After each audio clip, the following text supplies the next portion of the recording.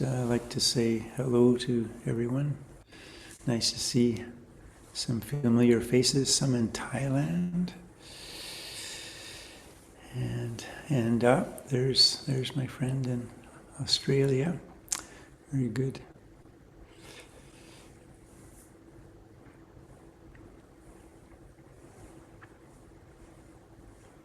And I'm joined in the library here at the monastery by some stewards and a group of guests. So I'm well accompanied here as well. It isn't just virtual in my case. So appreciate that.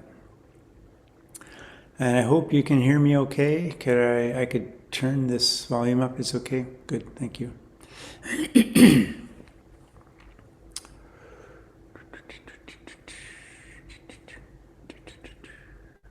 Wes, can you turn the light down a little bit? I think there's a dimmer. Yeah.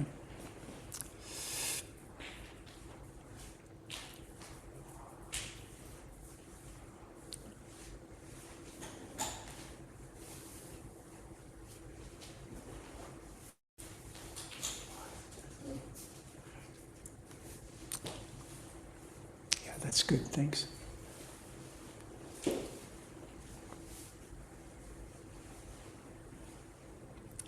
So something that has come to mind in the last few months quite often when beginning meditation, and sometimes during the middle and the end of it too.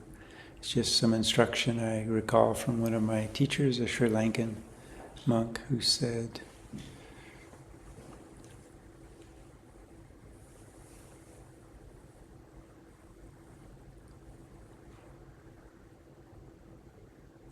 when happiness is experienced within, attention stays within.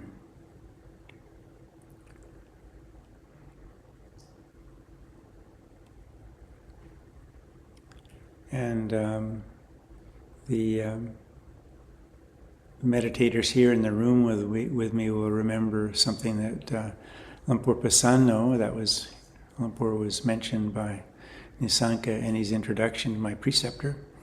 Lumpur Pasano was giving a talk recently and just observed that so often when we undertake meditation, we try in earnest to get our samadhi in order. We're trying to work on our samadhi all the time. Why is that? Because then we'll be happy. Seems like a good instruction, develop samadhi, cultivate samadhi, really deepen samadhi, and then you'll be happy. But as Lumpur pointed out, in fact, it's the other way around. When the mind is bright, when we're happy within, it's natural for the mind to begin to concentrate and to develop, deepen in stillness. So samadhi comes from happiness.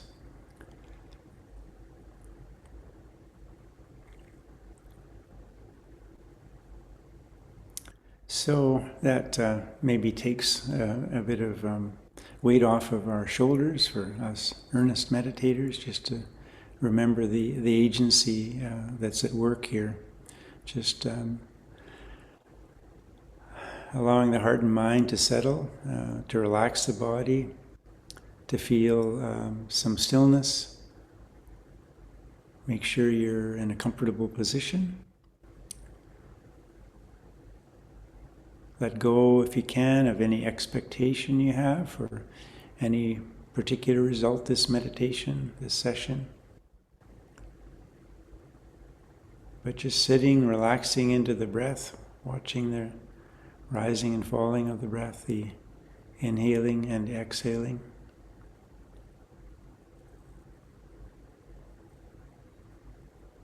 Recognizing that mind will do what it does, and sensations will come and go, and our only duty really is a very modest one, just to return the attention to the breath.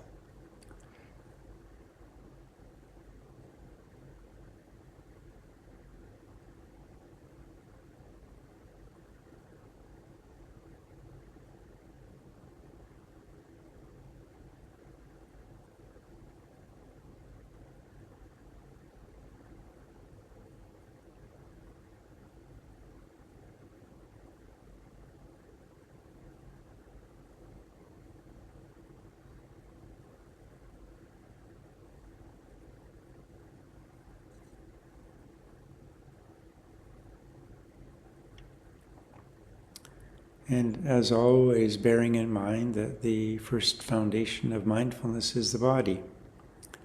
So coaxing, reminding the mind that it doesn't get to do what it always seems to do, which is get carried away in various tangents, but instead attend to the experience of the body. And that's why the breath is so valuable for this sense of movement which is occurring every day, all day.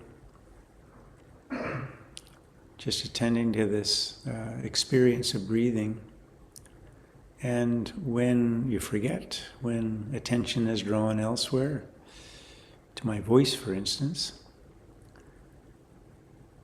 note that and then return the attention to the breathing.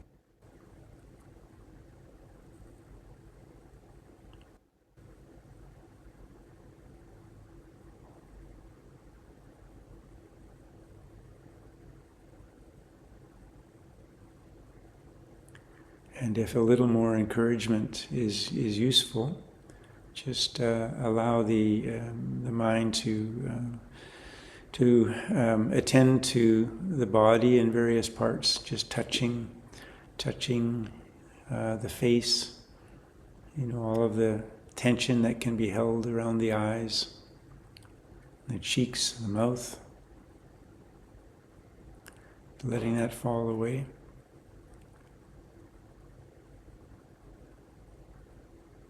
Feeling the throat, the shoulders, and so on, just very gently moving the attention down the body, letting all of these parts of the body relax.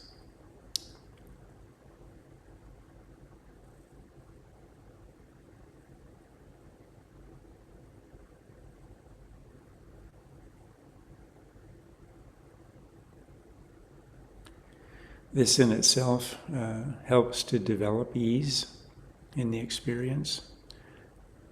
The body becomes a little more comfortable, and therefore attention, it's easier to attend to a comfortable object, in this case the body.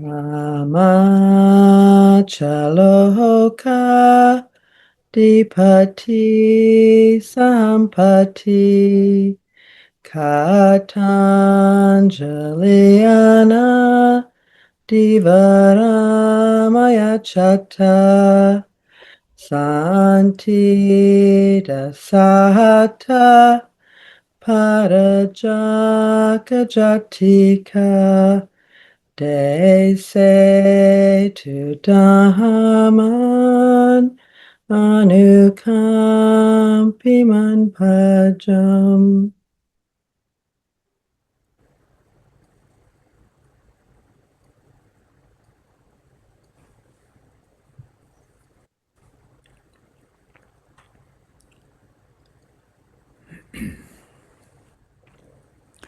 Namo tassa bhagavato arahato samma sambuddhassa. Namo tassa bhagavato arahato samma sambuddhassa. Namo tassa bhagavato arahato samma sambuddhassa. Buddhang dhammang sanghang namasami.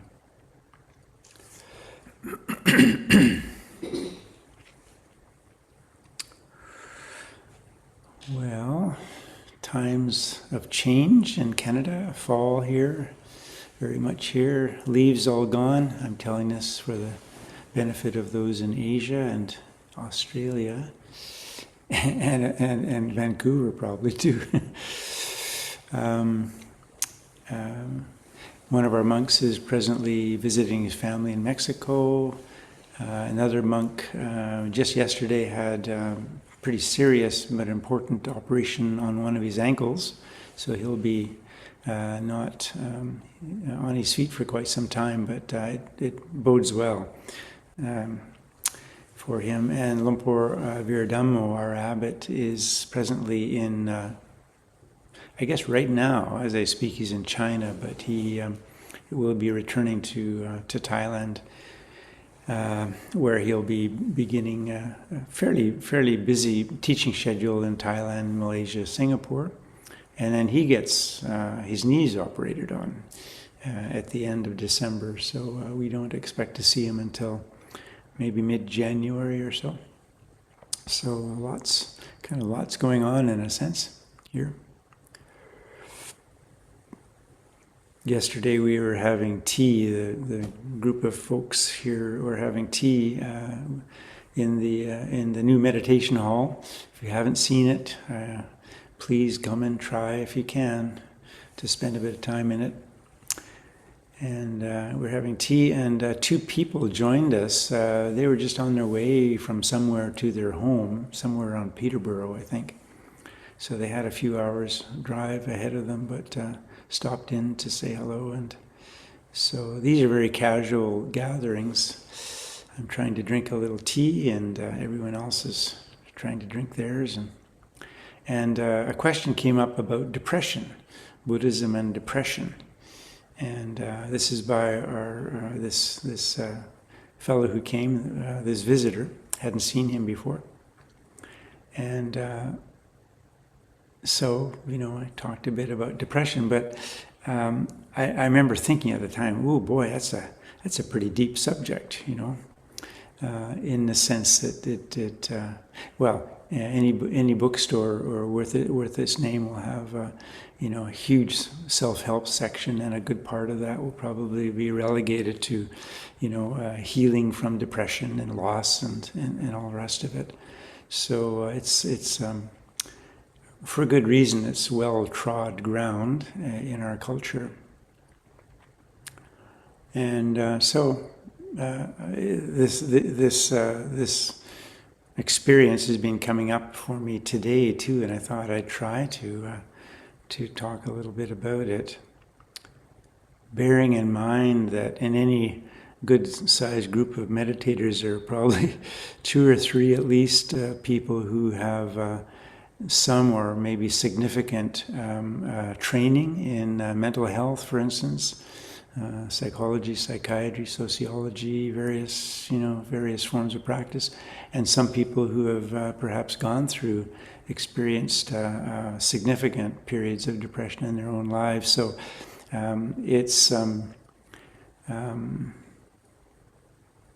so these are just words of reflection on my part, trying to use Dhamma as a focus, recognizing that some of the forms of depression, some of the experiences of depression, say, that I've read about or encountered in others in my life, they can reach depths which words of reflection that I might have tonight might not really penetrate. I'm not sure.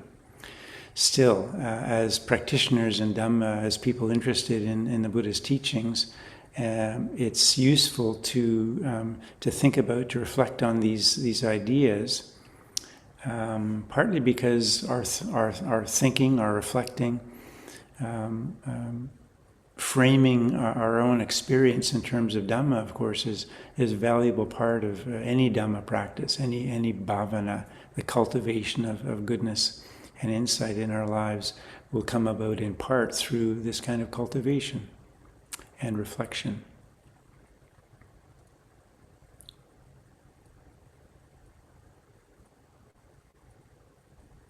I mentioned yesterday a book I read years and years ago called Darkness Visible by a famous American novelist, William Styron, in which he recounted kind of, in a sense, unbelievably, a long period of depression, clinical depression that he'd undergone in his life over a period of years. So that gave me some acquaintance with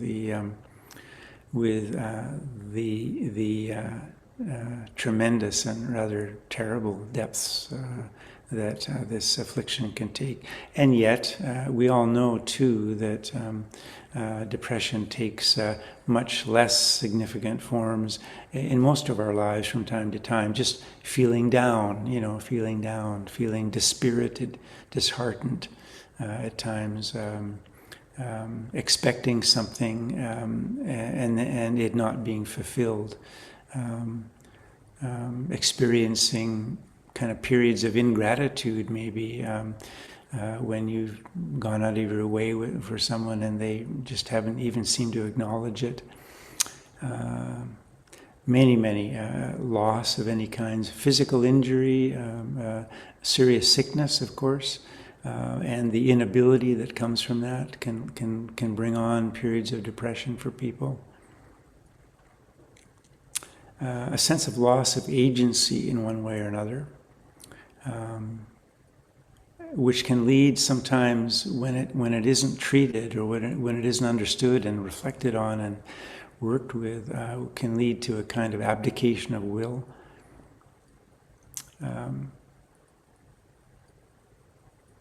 So it takes many forms, and maybe I won't go into and try to articulate them any more detail. Some may come up, but we recognize that we are all vulnerable beings. Our bodies are vulnerable to injury, to sickness, and we are vulnerable to loss of all kinds because we don't possess things, actually. We don't really even possess our bodies because our bodies really aren't under control. Try to stop your hair from growing, for instance, or the food you just eaten from digesting.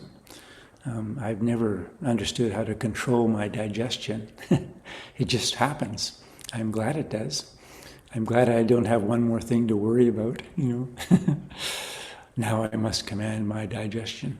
So there are many things in life, in fact, a great deal of things that we don't usually recognize, which we really don't control. But sometimes the things that we do seem to control and have at least agency over can do in our lives, we lose that ability for a period and sometimes permanently, in fact. So this is a difficult thing for many or most people to work with. So one of the ways I thought of kind of framing this was looking at the other end of the spectrum from depression in its many forms, which is the factors of awakening. The 7 factors of awakening.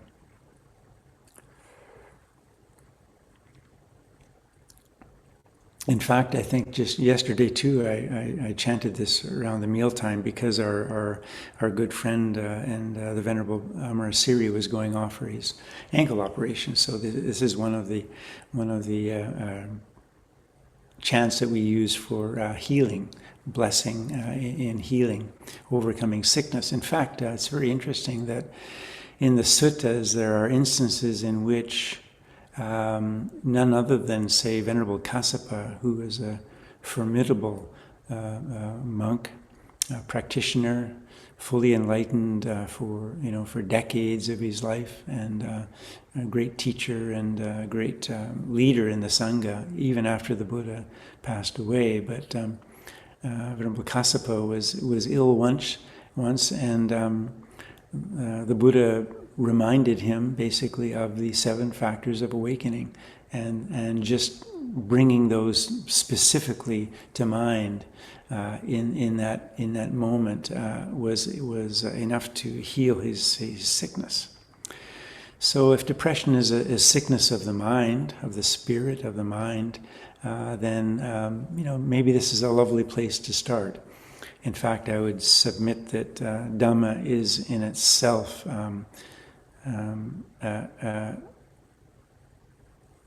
a phenomenon of healing psychological healing, at the very least, in our lives. And in some cases, such as this I mentioned, there has a health component too. I don't think any of us needs to be convinced of the fact that the mind has a great deal to say. There's a lot of agency that the mind brings to the physical health, the physical experience that we have, that we enjoy or don't enjoy.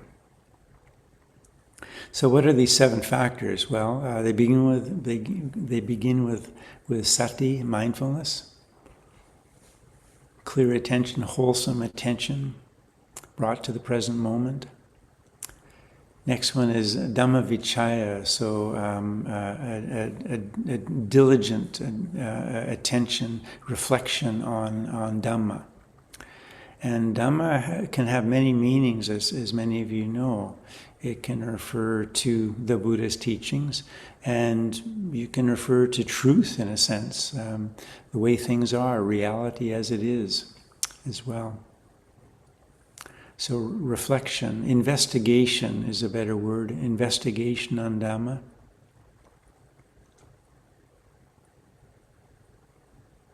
The next is virya, energy. And energy is often coupled with, and sometimes translated as effort as well.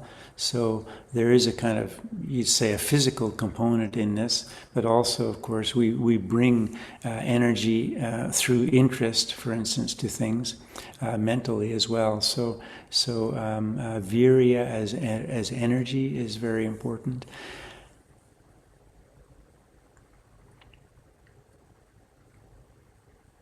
The next is, I'm actually going through the chant in my head because sometimes I forget that's the easiest way for me to remember the order of them. The next is piti, which is joy, sometimes translated as rapture, joy. I've also heard it translated by a scholarly monk as interest, taken in this case to be kind of, you could say, an intense kind of interest, a lively kind of interest in the present moment on some phenomenon, some object, some experience. Next is passaddhi, which is a profound ease. Passaddhi.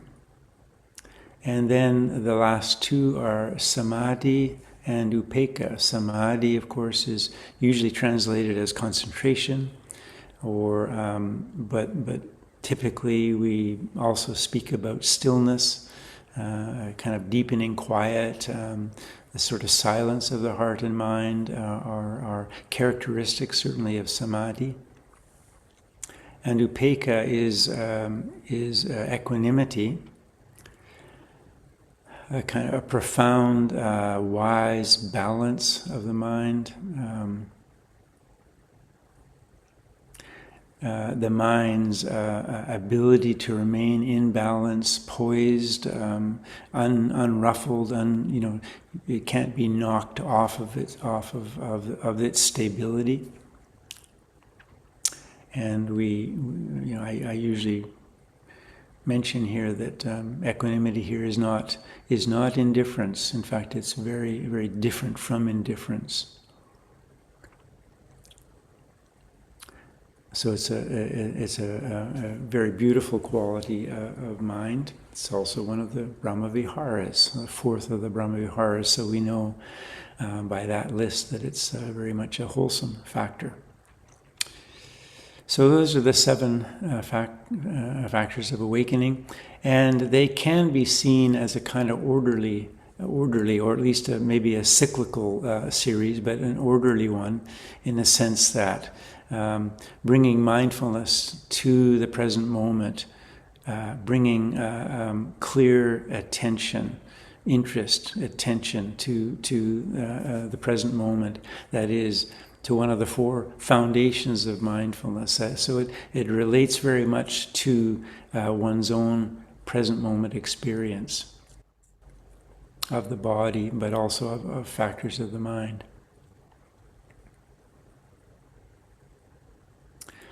And when mindfulness is alive and working and is present in one's attention, then this can lead naturally to easily, you could say, to this investigation of Dhamma.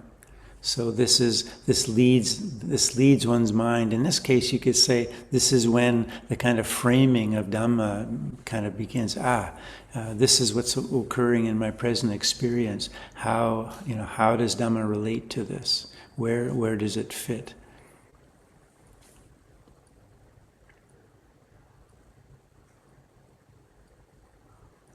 And with this comes a kind of this in itself is an encouragement, is a prompt. There's a kind of energy involved, and it literally encourages a kind of effort, a responsive effort and energy. So there is an energetic quality which arises. There is an engagement that is felt, that is experienced. Bearing in mind that from the beginning, these are enlightenment factors. So from the beginning, these are wholesome and at times even powerful states of mind, but they're utterly skillful and wholesome in nature. So what is being brought to the attention in Dhammavicaya is a category of Dhamma. Is an aspect of Dhamma. Not Dhamma in a theoretical sense here, but as it is borne out in experience.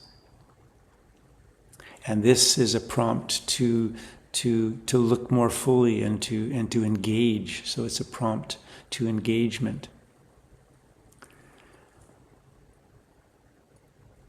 With that engagement with reality, you could say, there can come joy. So this happiness arises from this pure, wholesome engagement with what is.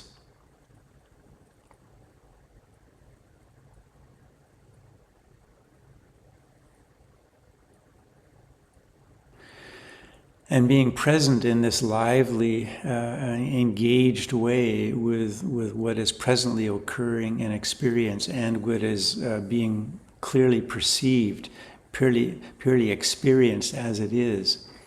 What comes then from this joy eventually is a sense of deep peacefulness,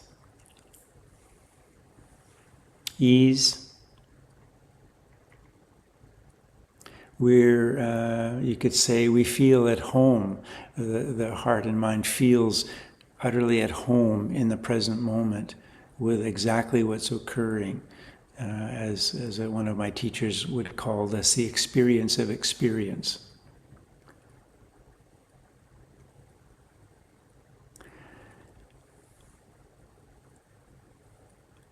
And because I'm speaking in a kind of orderly way here, then one can see how samadhi, this experience of experience, then just deepens and deepens. So the heart and mind are becoming more deeply engaged, more peacefully engaged in the present moment. So sensory stimuli are subsiding, and the present moment, the present moment of experience in the here and now is being engaged in a deeper and deeper way. So, for instance, the body and mind are becoming silent. So there is a quietening of experience through this. One's attention in the moment is, you could say, dilating. So there's a kind of opening of experience into the present as things become more and more and more still. As they become more still, there's a clarity which develops too. This is why, of course,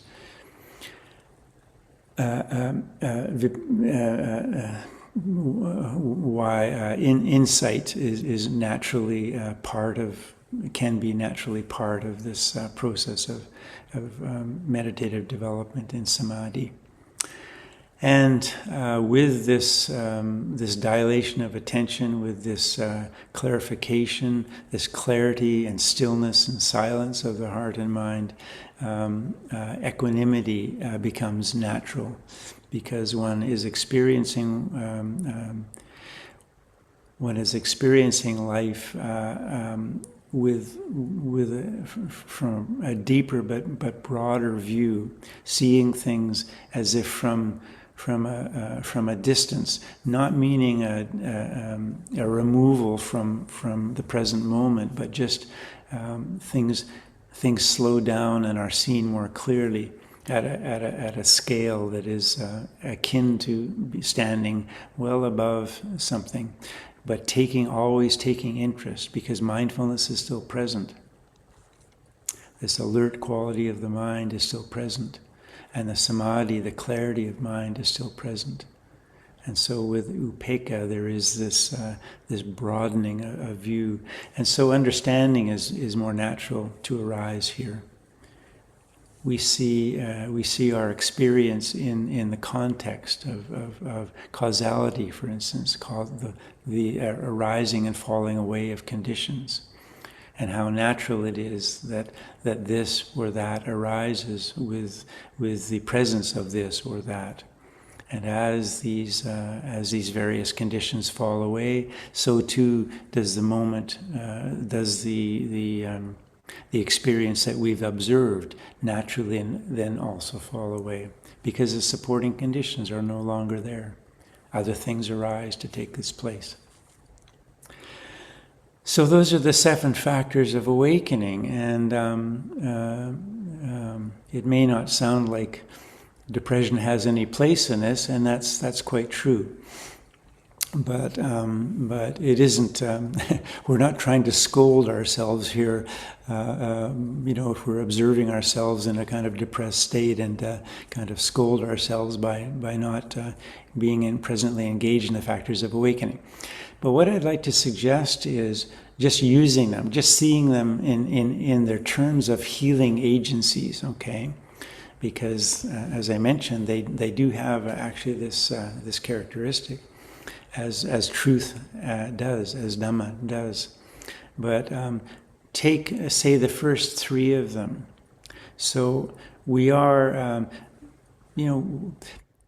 I'm addressing, people who have some acquaintance, sometimes very deep acquaintance with Dhamma, with practice, with meditation. So as practitioners, we have ways of framing our experience which are very helpful, in fact. So mindfulness is present. So what happens? You realize, you experience that the mood is kind of becoming flat. We say there's kind of flat affect. There's no source of enthusiasm. There's no impetus to do this or that in our life. Things that would normally need to be done, or which we would enjoy embarking on. There's none of that. And so we're mindful of this. We're bringing our attention to our present experience, and say we're beginning to notice this. What's happening? Well, the very fact, the very process of observing, of taking a clear reckoning of something, seeing it for what it is, that in itself will begin to change what is occurring in any present moment. Doesn't stay the same. And what occurs under the gaze of mindfulness, in the presence of mindfulness, will change as well. We'll notice its change. And when the wholesome factor of mindfulness is one of the conditions that is present in our psychophysical experience, that change will have to be somewhat more wholesome. So if we're observing just a kind of dispirited quality in our experience, and sitting with it, literally sitting with it, observing it, taking an interest in it. And this is where Dhamma Vichaya comes up. This is investigating. Yeah, there it is again. There's this, I can't seem to get the enthusiasm to start this or that, or to engage in this or that, or, why was I so curt with my friend just now? Normally, I would take an interest in what they were doing or what they were talking about, but I just, why was that? What was going on there? What was present or not present in my experience? So that's taking an interest in experience and investigating it, trying to flesh it out, getting the little trowel out and loosening up the soil a bit, because it's depressed. It's been pressed down, literally, right? It's compact. It seems immovable. Nothing can grow in it because it's so darn compact.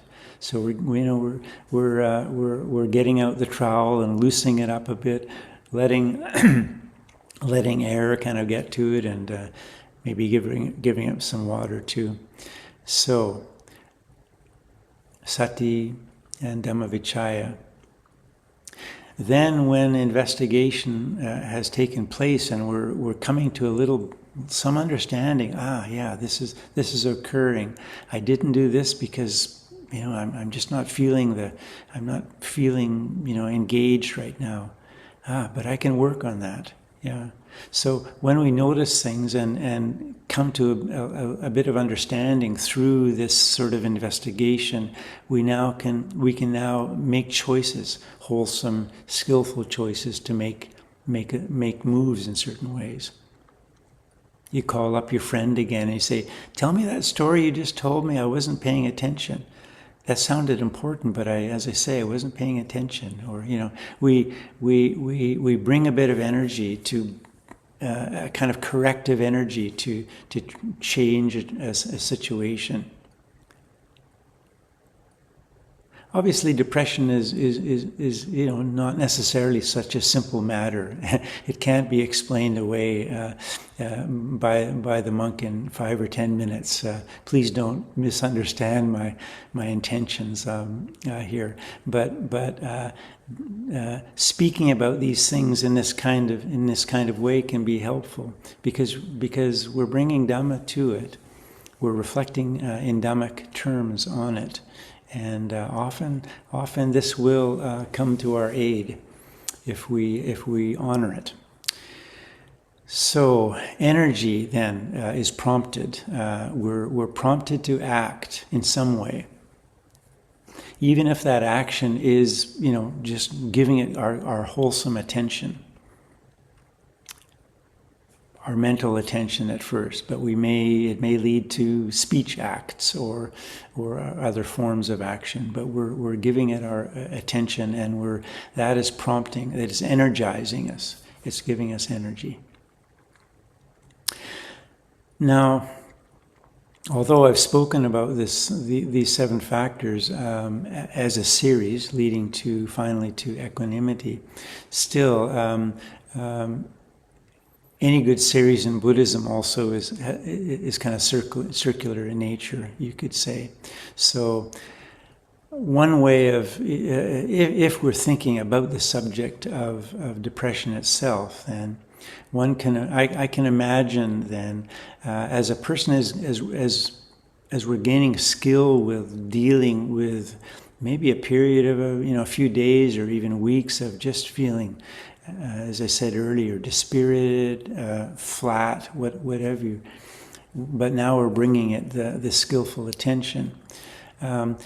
We might find that the very best we can do is get into that action phase, and then maybe kind of return our attention, remembering to be mindful, keep paying attention. Yeah, this is not a wholesome state of mind. There is delusion. I'm working with delusion here now. I'm trying to work against it. How am I going to do that? It's by employing wholesome mental factors, such as mindfulness, such as kind of clear investigation, a kind of energetic investigation of what is occurring in my life.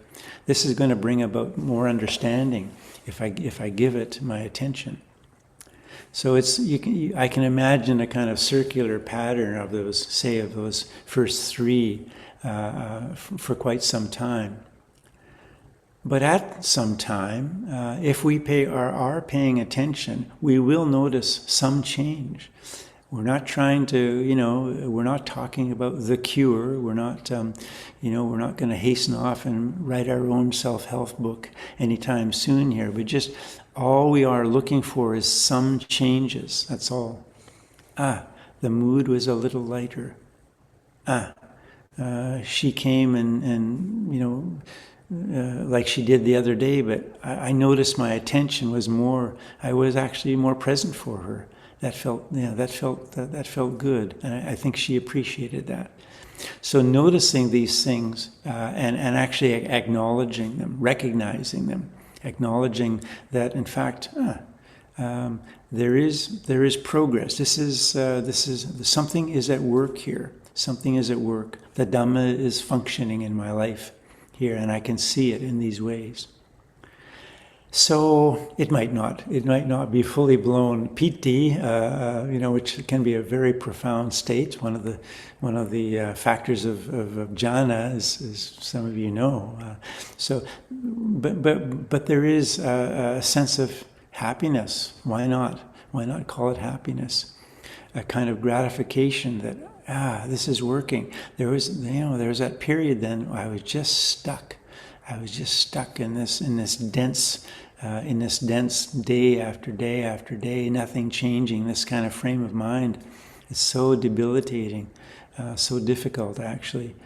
Here I've got things to do, people I have responsibilities with, and I couldn't engage in anything.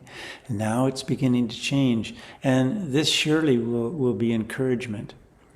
This will be encouragement for anyone to see this change, not only to see it changing, but that this change wasn't brought about because, I reached for the pill, or I reached for, I needed maybe a glass of wine will do, or maybe something, maybe I'll distract my attention with a good comedy movie or something like that.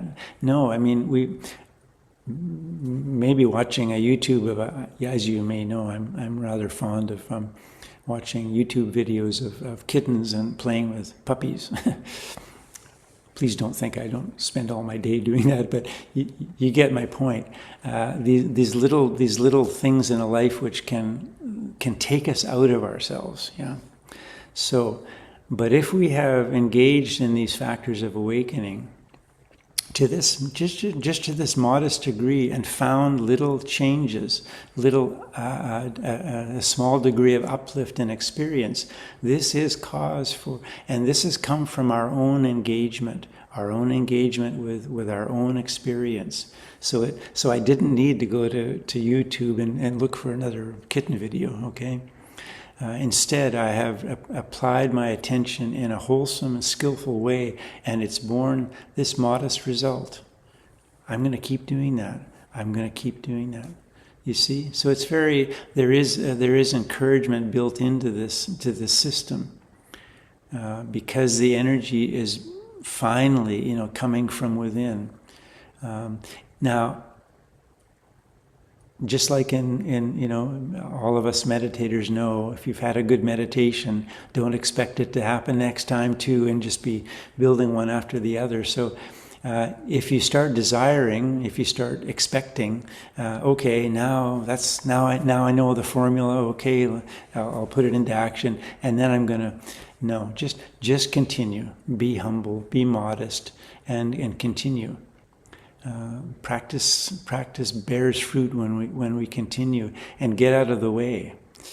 Yeah, try not to get back in your own way there, but just do it. I never used to like, was that Nike? I never used to really like that.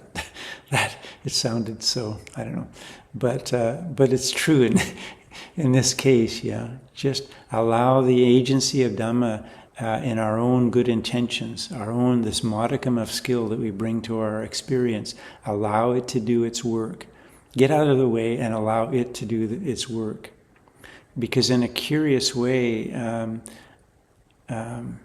as I think most practitioners experience this and recognize it from time to time and begin to sort of see it happening more frequently, regularly. But the real, you could say, the real magic, the real beauty in Dhamma practice, for me at least, is as I see that there's an agency outside of myself at work.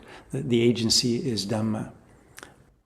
So it isn't my willing and doing, in a sense. Of course, we need to bring our energy and effort and mindfulness to these things.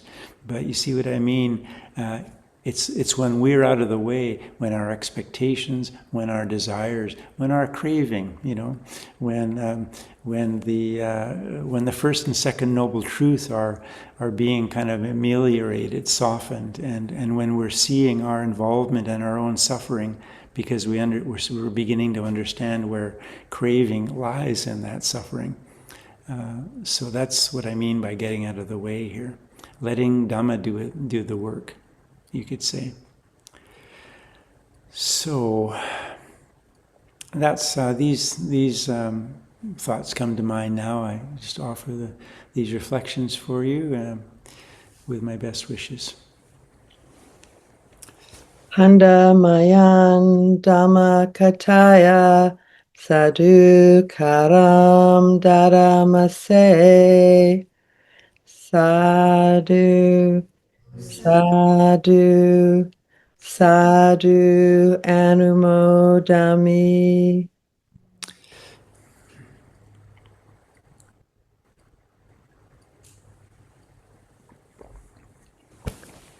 Thank you, Ajahn, for your Dhamma talk.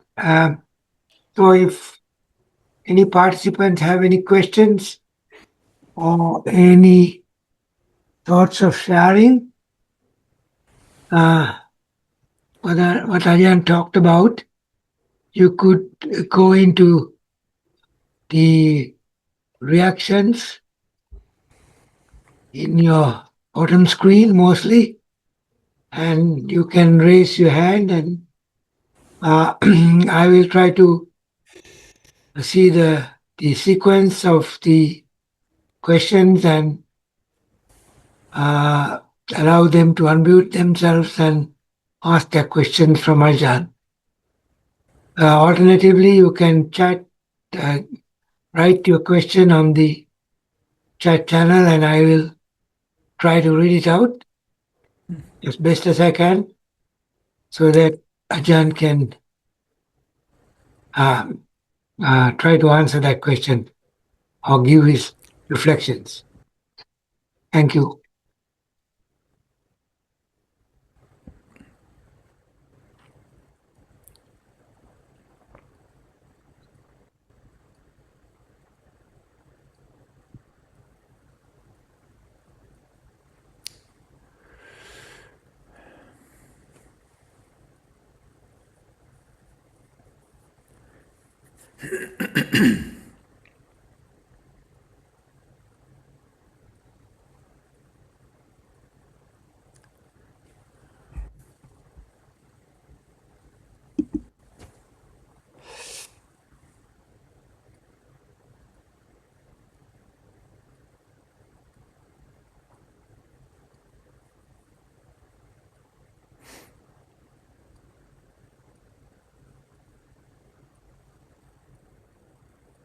So Ajahn, continuing, I will just reflect something that I thought I understood.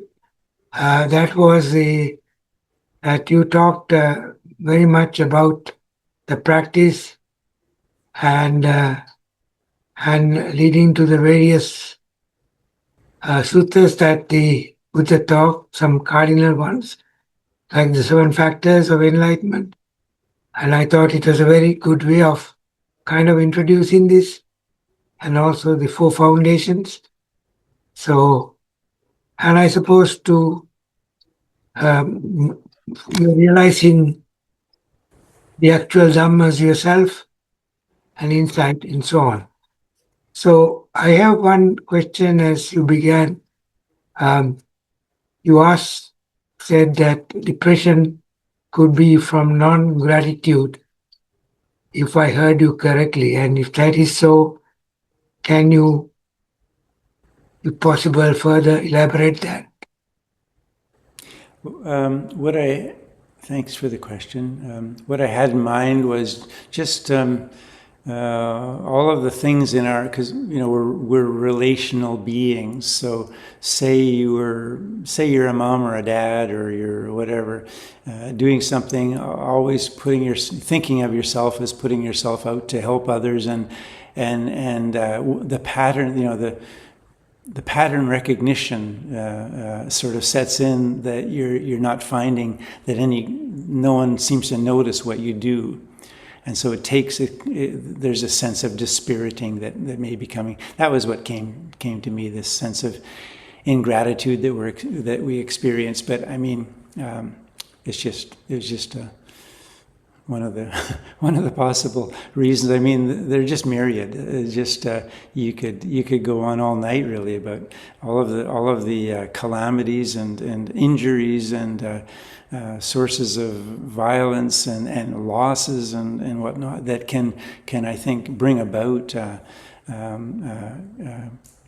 turmoil and eventually depression in a human being when the resources to respond in some sort of way don't seem to be present. There are various things which lead us to a sense of having no agency in ourselves. So curiously, I'm talking about Dhamma having the agency, but also in this instance about ourselves having the agency. It does begin with our own effort, our own interest, our own inclinations to investigate, to apply ourselves in some sort of way. Of course, we have agency, but to refer again to that, what I was speaking about later on in my Dhamma talk. There is also this experience, I think, of the agency of Dhamma itself. Things arise, things unfold in ways. It's like, the agency of a gardener who does in fact go out and buy seeds and then prepares the ground and maybe sends some love to their garden patch or what have you, and gets a little hoe out or the little spade out and loosens the soil and moisture, and plants the seed. Okay, we plant the seed, and then but that's where they work. It doesn't completely end. We weed it, we give it moisture, we make sure we planted it somewhere where there's sufficient light, but not too much for that species, and so on and so forth. So of course there's agency and effort involved in our own actions, but the plant, the beauty, the magic of this biological entity taking root, literally, that's something else. And that's kind of what I'm referring to here. So yeah, ingratitude was just a kind of, it wasn't meant to be random, because I know people can, as we are relational beings, and if, for instance, we identify with being a helpful person, that's okay. So that's where our attachment lies. That's where we're personalizing. That's part of our experience that we're trying to colonize.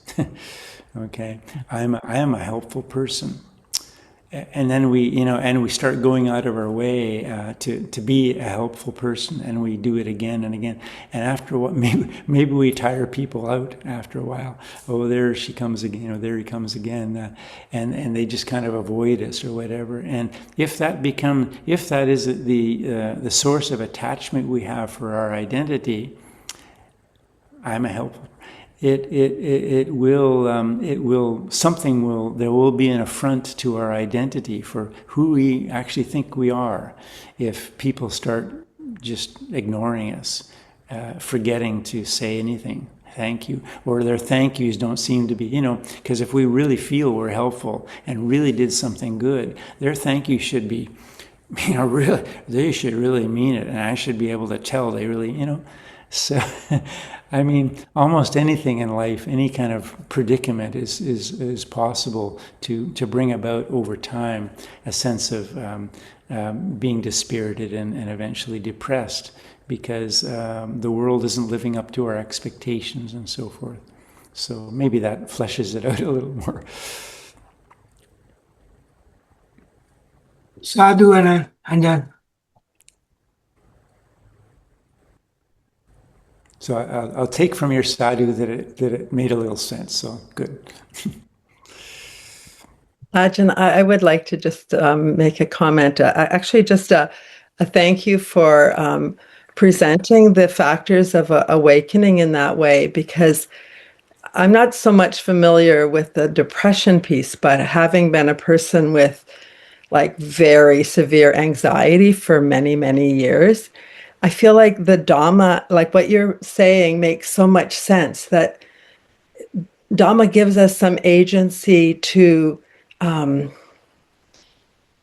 work with what we're given, what we are dealing with, in a way that's healthy and can be very productive in terms of, over time, witnessing that situation, witnessing our state of mind, staying with it, bringing, as you said, bringing some energy to it, being mindful of it, and gaining some insight into it. And then I know for myself, like, it took a really, really, really long time, but it was, it is Dhamma that often does give us a way through to, as you said, eventually things start to shift a little bit. And with patience and faith, so I was really very appreciative of the fact that the Dhamma is a real gift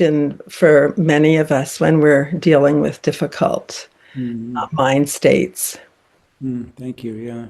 Yeah. I like this notion of witnessing. That sense of recognizing, witnessing, and the faithfulness that you mentioned as well. Because all of these things, they bring that sense of uplift to a person. Say one who is kind of anxious quite a bit. Then you begin to see, but I can do this, or I can engage in that, and there are good results to it. For instance, so I needn't stand back out of fear of exposure or beginning or what have you. All of these things. And, obviously there are forms of depression, I'm sure, which come out of anxiety too. Any loss of agency will, I suppose, can devolve into more pronounced forms of depression. But it's you become a kind of skillful tinkerer, don't you? You're taking an interest in your own life and in the I was going to say rudiments. Well, I just said rudiment, but I mean in the causal factors, how it works, how it is that my experience is born out of different conditions, and how I can change those conditions, and voila, I get different results. That's so marvelous, really. Yeah, that's quite a piece, really, isn't it, to discover in a life. Thank you.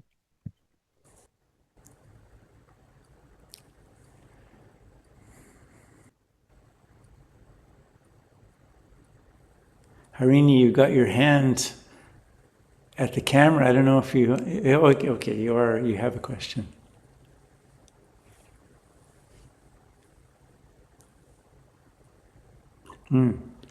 Your microphone is muted.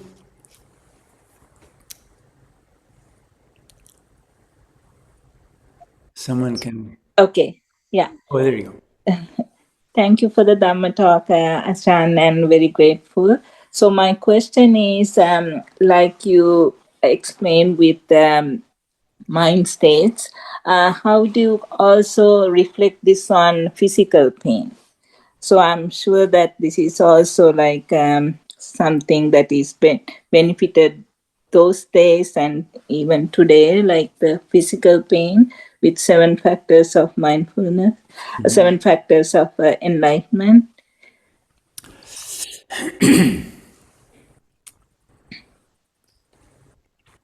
Well,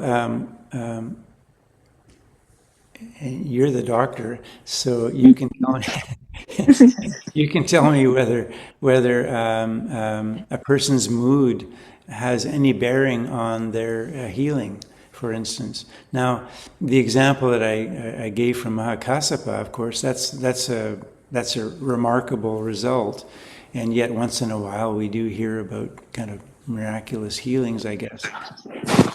But even taking several steps back from that, actually engaging in life in the way in the general ways that the factors of awakening set out for us, just engaging at some modest level, even what we're suggesting, and it's being confirmed here, is that is at the very least it's going to change one's mood, put a little bit of bounce in one step, presuming one can actually walk. Venerable Amritsari can't walk right now, but you understand what I mean. It is, I would think, bound to have some effect, and some biochemical effect on the agencies of healing that we all have. I mean, books are also written about this, aren't they? How the mind. Yeah. So, Ajahn, it's like when you have, so I understand that physical pain and your mood can have a kind of a relationship, but my question is, when you have only physical pain, are you able to kind of help us to understand how you kind of proceed with that? With starting from sati, the witnessing the pain, and then like how does it kind of done with Dhamma? Okay.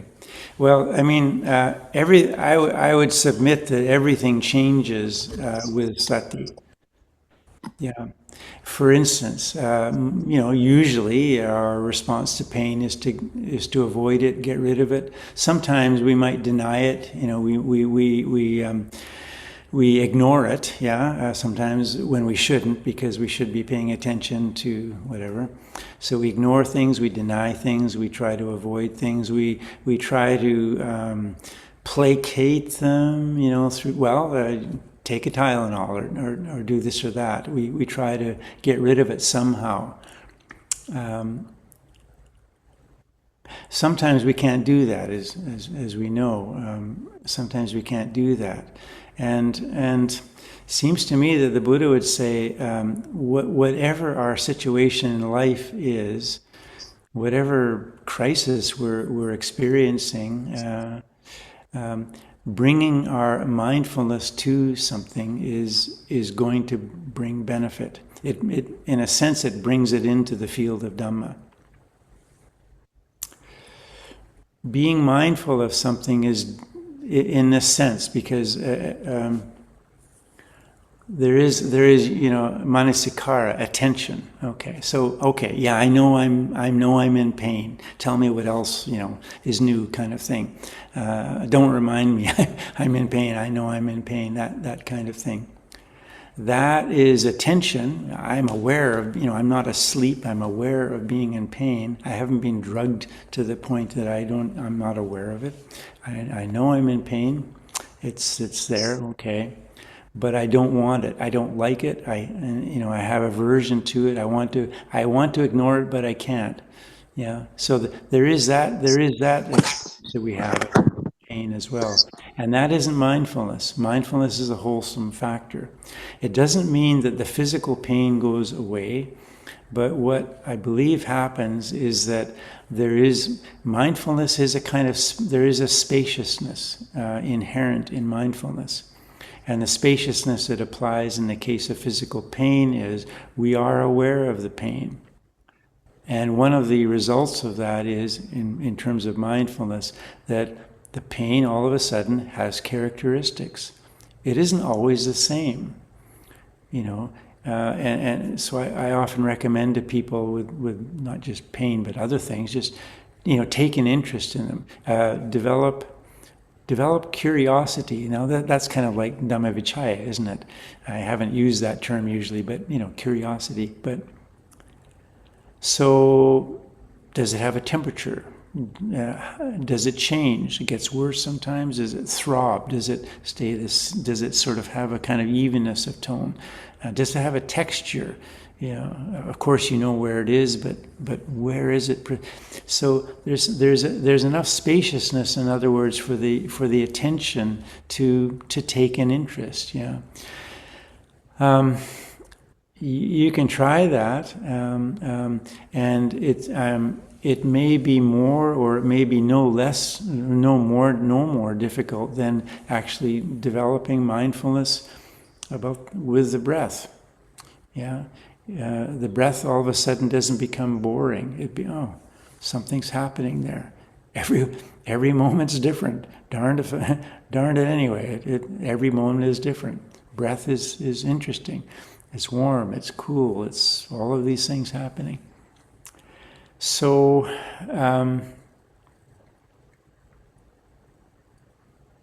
Now, for a person who has some acquaintance with samadhi, for instance, and thinking of the enlightenment factors as a whole, instead of just focusing on mindfulness, yes, skillful practitioners will report being able to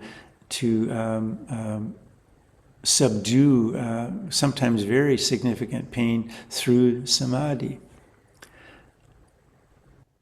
But in order to do that, I submit that they have started by clearly not by trying to avoid. I mean, if you try to enter samadhi out of the desire to avoid your pain, if that's the only reason, I suspect it won't work. It won't have the same effect. If you enter samadhi, bringing in the with under the umbrella of the enlightenment factors, though, there is something else at work, and the pain will change.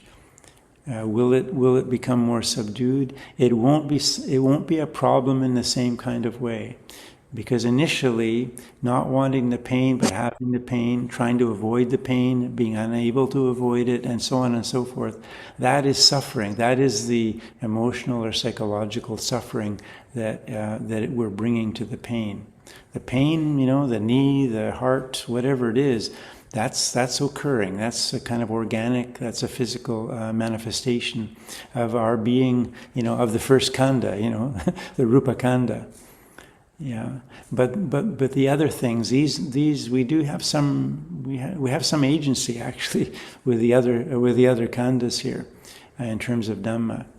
I'm not saying that these would be skills that would be easy to develop, and they would be maybe much less easy to develop when we haven't even tried to practice before we started developing pain in the hip or whatever it was. But yeah, of course Dhamma has a place in the experience of pain. And that place may not be that the pain goes away, but our relationship, how we hold it, our relationship with it will change.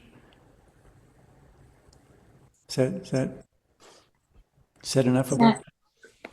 Yeah, it is helpful, Ajahn. Yeah.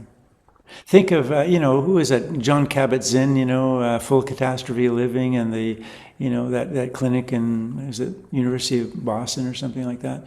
There's the basis of his treatment was mindfulness meditation. And people who were suffering sometimes for years or even longer with chronic pain were finding, miraculously almost, that they were not suffering nearly in the same way that they had been for years or even decades. So Dhamma has a place in this.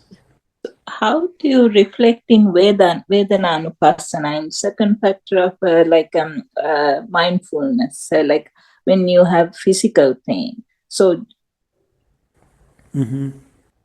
Well, mindfulness is what brings space. That's what I'm suggesting. If that kind of image makes sense. And so again, there may be pain, and the pain may, objectively speaking, continue, but our relationship will not continue in the same way that it did. Well, I mean, I don't know. It's like having a naughty and very annoying little child, and they every time they walk in the door and they're complaining about this and that, and it's so annoying, and you say this or that and it doesn't change, and they come and they're annoying, they're crying, they're whimpering, they're wanting this or wanting, okay, it's like that. You change your attitude though, and see if that doesn't change something in that relationship. The child may still be kind of unhappy, may still want stuff from time to time. My guess is, though, that some of that mood will subside a bit. But at the very least, you're not suffering. The parent is not suffering as they were before. And actually, maybe your attention can be, oh, why is he still so annoyed about this or so frustrated about something? Maybe I should look into this a little more. Before, all you could do is manage not to give him a whack and send him outside again, Now your relationship has changed. And I think that it's fair to suggest that that's what's occurring here. Thank you, Ajahn. Thank you so much.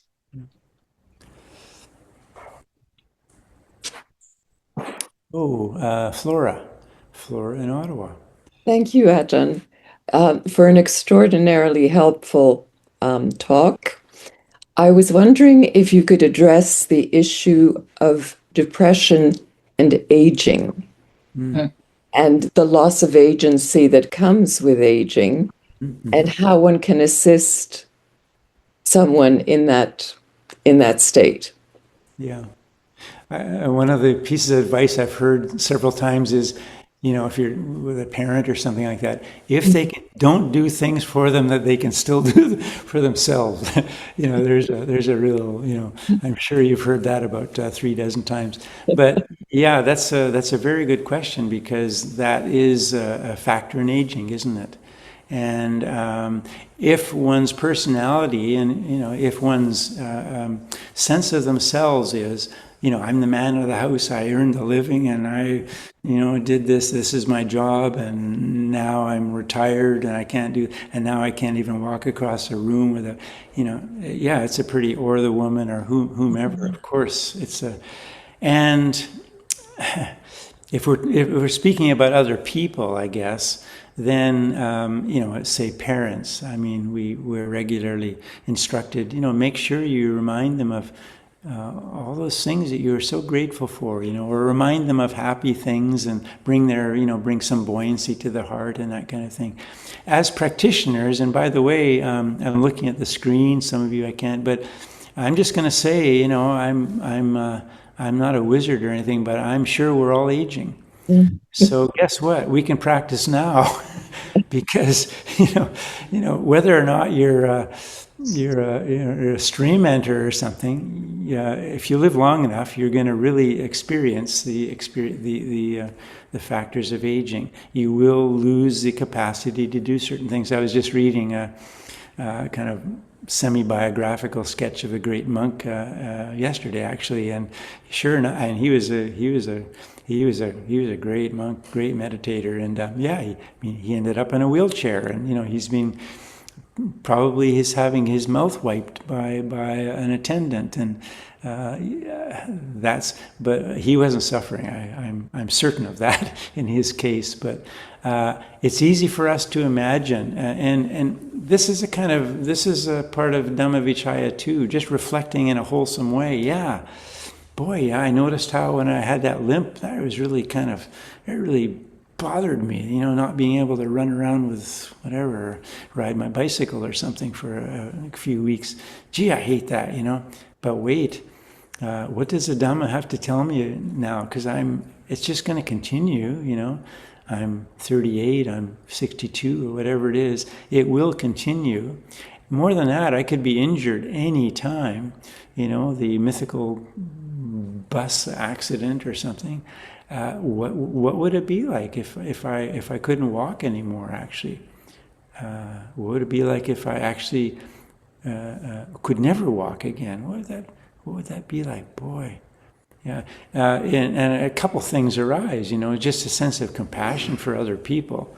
All of a sudden, you know, one day, the next day, and those 2 days are utterly different, and their health, their mobility is irrevocable. Maybe, yeah. What do they do? So compassion, but then recognizing for oneself, yeah. Am I practicing now? Am I practicing with any kind of diligence sufficient to bring about some kind of wholesome perspective on this, so that I can begin to, you know, get my arms around the natural changes that occur in a human life. Yeah, one of the 5 factors of recollection, right? To overcome the fear. Again, it isn't going to change the fact that maybe one day you or I will end up in a wheelchair, but it changes our relationship to that, like that little child. We can love that child for what it is. You can still be at ease in life, even, you know, when you're on crutches or need somebody to wipe the drool off the side of your mouth. Yeah. Speaking in, yeah. So yes, as practitioners, this is our great gift. You know, to have the Dhamma land, you know, through no merit of our own that we know, except maybe a lot of merit from the past or being born into a Buddhist culture or whatever. But something in us brought us to this, and now it's up to us to keep working with it. You know, we don't get any prizes for having gone to a meditation retreat and, you know, okay, I can remember that when I'm old and dying, but unless we're actually actively working with it, continuing to meditate and reflect in skillful ways on life writ large, you know. But these are the kinds of questions that help do that, I think, your question. Thank you, Ajahn. Thank you. And Christine in Ottawa, I think she got her hand up. You'll have to unmute. Hi.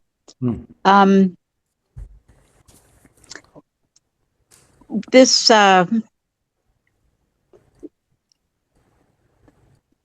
depression comes from, to some extent anyway, from unexpressed emotion, keeping things in. And the society encourages that. And I'm not alone, I guess, in working to deal with life circumstance, like past things that haven't really and being processed.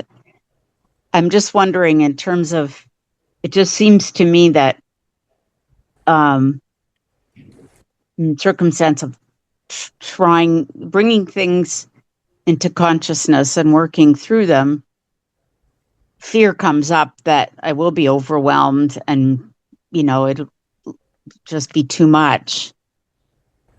And that can lead to depression. So, and I read somewhere in, you know, one of the help books around, you know, anything dead coming back to life, something dead coming back to life hurts, but how to use this, you know, what you've been talking about to kind of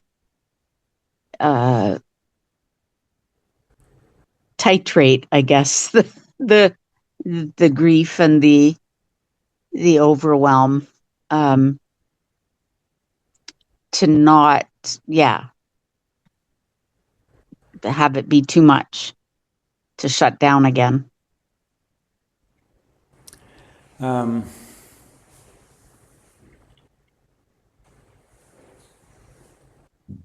What comes to mind is that the natural and natural because so well practiced in almost all of us, or all of us almost all the time, and some of us probably all the time, but the practice and habitual and therefore seemingly natural response to this, as you say, especially in our culture, our somewhat benighted culture. Our Ajahn Soni used to say, we live in a spiritual third world. Yeah. So, but is that our problems, and we'll even be told this, your problems are you create your problems in your mind, and so just use your mind to, get yourself out of it. Yeah. So what does come to mind is that especially if there are instances, if we're kind of an analytic, a reflective kind of person, and and bring our intelligence to look at in memory things that have happened in my childhood, things that my father said to me, my mother said to me, or reasons that that I was subdued in various ways. My energy was squelched or not acknowledged. No one could rejoice in my. We'll have story after story about ourselves, right? That we can bring to mind. What can I do about this? I should have a different attitude towards this, and that happened because of this and this.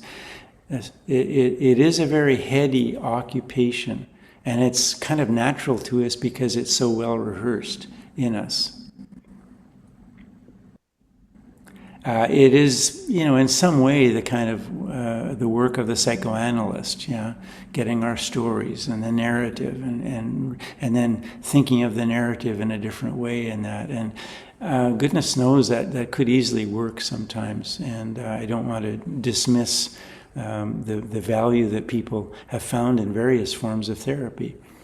But as I say, what comes to mind is that in using the mind, i.e., using the mind that is. The mind is having this difficulty, and then trying to use that mind to solve the difficulty. Yeah.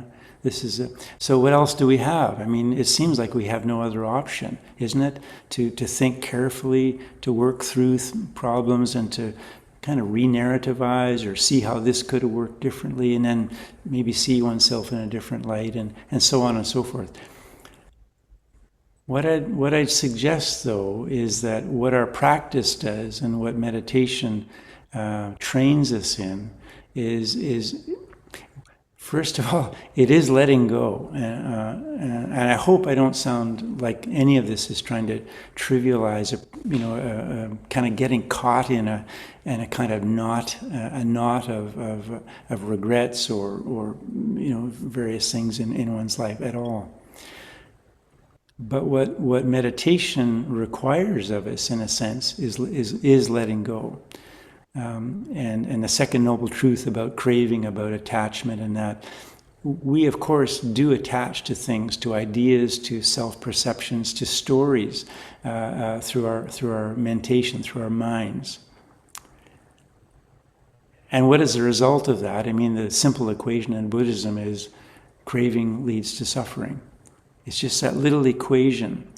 And I think for myself, I'll just speak about myself here, because the stories that I might have about my past, about myself, they can be quite elaborate, and I could take great pride in them. I mean, other people might have a different kind of problem, which is conceit of a different type, self-aggrandizing. Well, I got my degree, this and that, and I got my promotions in the job, and but that'll come to naught too, because there's craving there. It will lead to suffering, because First time they lose their job or their wife leaves them or something, and all of a sudden their life is completely otherwise than what they assumed it was because of their overweening conceit.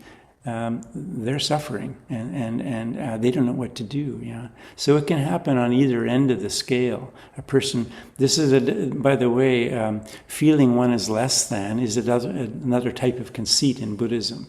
Feeling oneself is more than, feeling oneself is less than, feeling one is equal to. All of these are forms of conceit. He doesn't let us get, he doesn't get us off the hook. And anyway, we're really caught here. So what is the kind of antidote here? Letting go. Very easy to say. But the practice of letting go, one way of understanding, a word that we could use for the practice of letting go would be meditation. Because what did we do when we started, meditating? We just sit, relax. Just sit and relax. Remember, it's actually a good thing to be happy if you can. If happiness comes up, welcome it. Put your arms around it, say hi, But anyway, just relax. Get the body comfortable. Let go of the tension, yeah? All the tension in the face. We present ourselves socially through the face usually, right? So let go of that. Just relax. So you give attention to something which is actually happening in the here and now, which is this body that we can experience. My arguments with my father when I was 18, they aren't anywhere near happening right here and now, unless I bring them into the present moment and start to relive it. But you understand the difference. Those are sankharas. Those are memories. Those are thoughts, and I have to revivify them, breathe life into them again, and be right again with my father when I was 18. But no, right now I'm sitting on my butt, I'm breathing, my face feels like this, I'm here I am right here and now. Let go of everything else. So we, in fact, the more attention we give to meditation, the more experience and the more acquaintance we have with the present moment, which you could say is more aligned to the heart space, not just the thinking space. Because what we weren't doing, I'm sure everybody was at some time, thinking things, but what we weren't doing or trying not to do is to engage in those thoughts. And, oh, right, I forgot this. I should, I'll make that list. Let me start a new list for the day of things I need for tomorrow. That's what I can do when I meditate. Yes, meditation is such a good time to plan for tomorrow. No, we're trying to let go of that, right? So we are exercising maybe muscles which aren't altogether familiar to us, but if we begin to, I'm doing something with this thing I call meditation, which is a kind of hobby of mine I do from time to time, but actually there may be some skills that are beginning to dawn, that are growing in me. They may have something to say to the rest of my life. And that's what I suggest is possible here. So, when mindfulness is strong, when it is robust, when there's a clarity of mindfulness in the present moment, when unbidden, but when those memories of some difficult conversation or someone not understanding you and making you be quiet or something, when they come up, that is something coming into the present moment that can be observed, seen. I see you. You're not trying to explain it away or give it a new spin or feeling the pain or the fear or the embarrassment or whatever of that, reliving it again. You're just, there it is. And if the embarrassment or whatever, if that emotion does arise again, that's what that is, yeah. So we bring in some cases our difficult past, our difficult emotional experiences, our whatever. We allow them, if they do arise in the present moment, we allow them to be present. We observe them, and what's going to happen? If we're not engaged with them, they can't do anything but just fall away. That's what they do. They don't have any choice. Sorry. It's like Ajahn Chah said, it's like you're sitting in a room, there's one chair, you're sitting, there are two doors. People come into the room, they look around and they leave because there's nowhere for them to sit and start nattering at you, yeah? So you're sitting, you've got your place of mindfulness. And yeah, you see them. Oh, there she is. She's about 5'8", and she's wearing that red dress. And she did her hair yesterday, it looks like. And she got those shoes she likes, and there she goes. And there's that guy again. He's blowing his nose as usual. He's always got a cold. I don't know what it is. There he goes. But he has no place they don't have any place to converse with you and begin to engage. So yeah, these are some of the skills in meditation, I think, that arise, and they are applicable. They have something to say to the rest of our life, and that's why the Dhamma has such profound value, I think. But it takes time. It takes time for us to begin to realize that. I think that's why we practice. So, Thanks. welcome.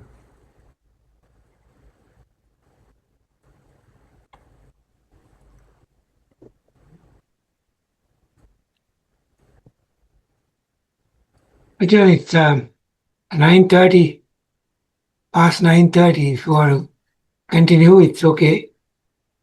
Have any questions? Any other questions?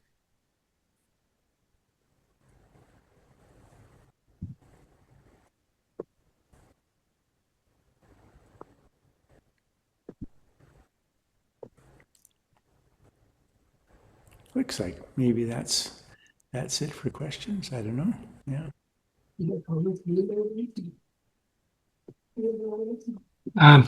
Jane will do the closing.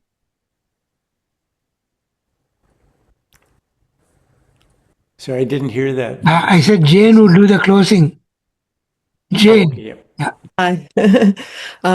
Ajahn, on behalf of all of us, I just want to thank you so much for teaching us tonight and for the Dhamma talk, which really helped, I think, people to kind of know how the many ways that Dhamma can be used for like the different kinds of difficulties that we encounter in our lives. And I think I really appreciate the answers as well that you gave to the questions that people had. And perhaps if we could just end tonight with paying our respect with 3 bows.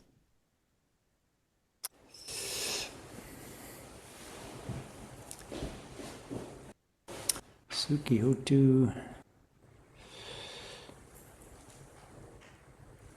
I think I'll see you next month as well. So Great.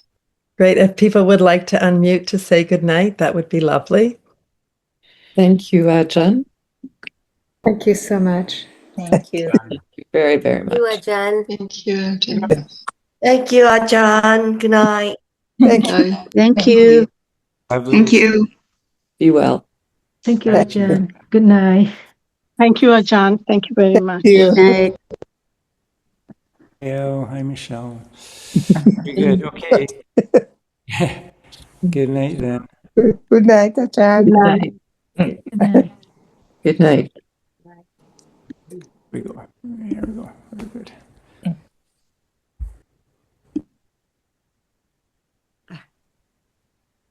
ได้ยินเสียงทางไหน